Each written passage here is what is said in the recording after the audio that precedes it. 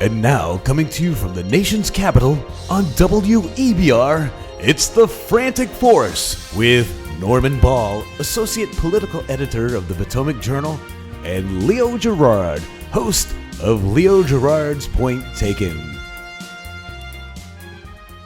Hi, I'm Gregory Hines. Every 53 seconds, someone in the United States suffers a life-threatening attack. In fact, about 600,000 Americans become victims and over 106,000 die each year from stroke.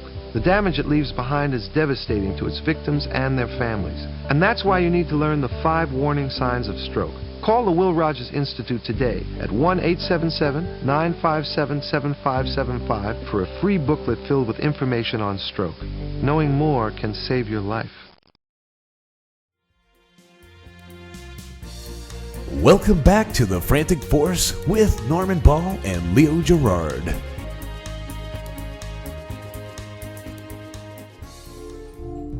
I start this essay with a quote.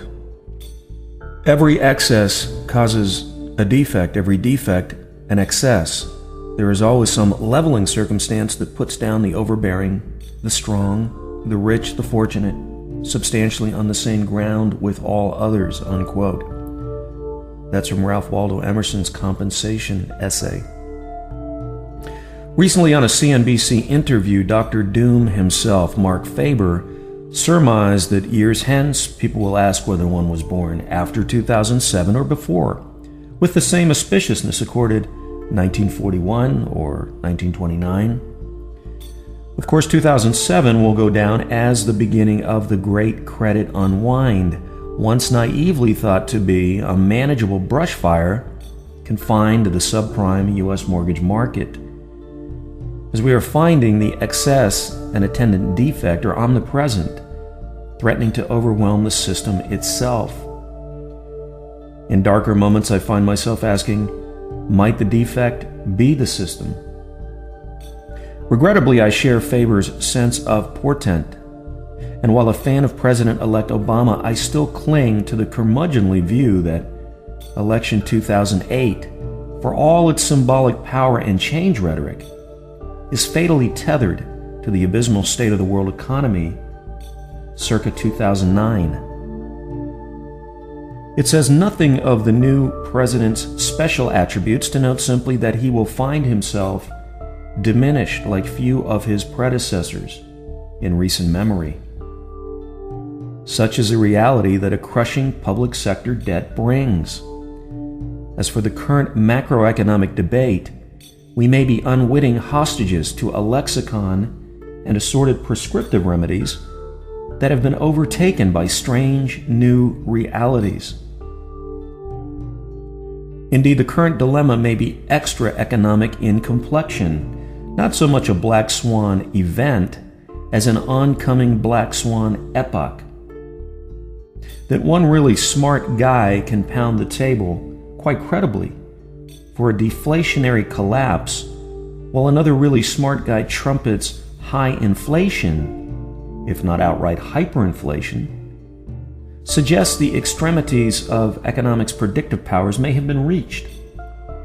Paradox is often evidence of an imminent quantum reversal. Another way of saying this is that the phenomena we observe defy the received wisdom. After all, what is a black swan but the shadow of a white swan, cast eerily above the waterline? A Jungian manifestation of the shadow form asserting itself over the visible, and consistent with the equilibrating law of compensation.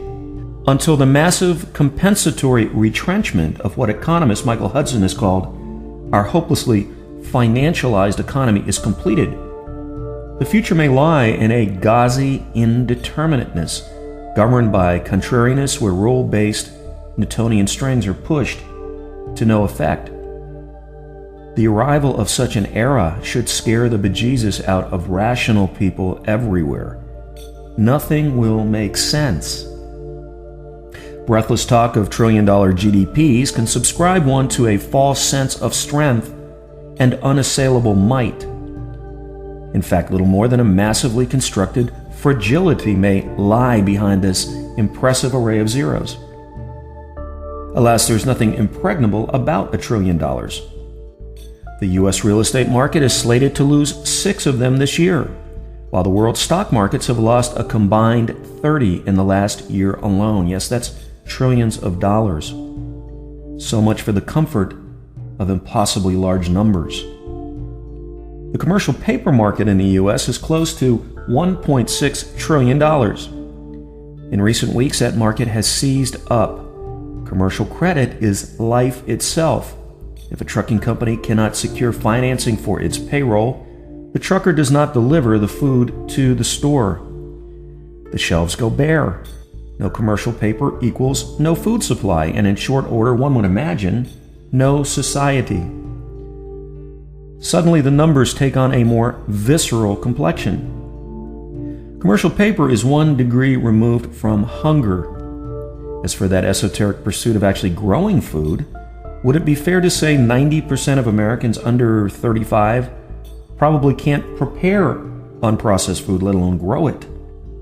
In fact, the college rumor mill has it that apples no longer grow on trees but are manufactured at Applebee's for inclusion in those tasty apple caramel supremes. For those lacking a sweet tooth, I also come bearing empirical data.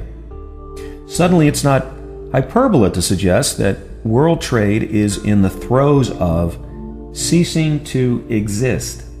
If the Baltic Dry Index, now 92% below its all-time high, can be adjudged a reasonable proxy. By way of context, the Dow only dropped 89% between 1929 and 1932. Now, a few months ago, many felt the depression was too strong a word. What would they say about the near cessation of world trade? An activity that has been transpiring at least since the days of the Phoenicians. Globalization, as some wag recently noted, may be the biggest bubble of all. By all indications, it has burst climactically.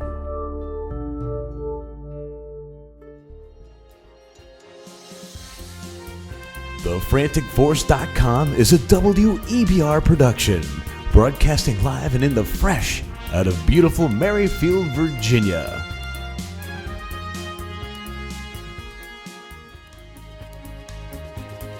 Continue the conversation with Norm and Leo at TheFranticForce.com. That's TheFranticForce.com. TheFranticForce.com.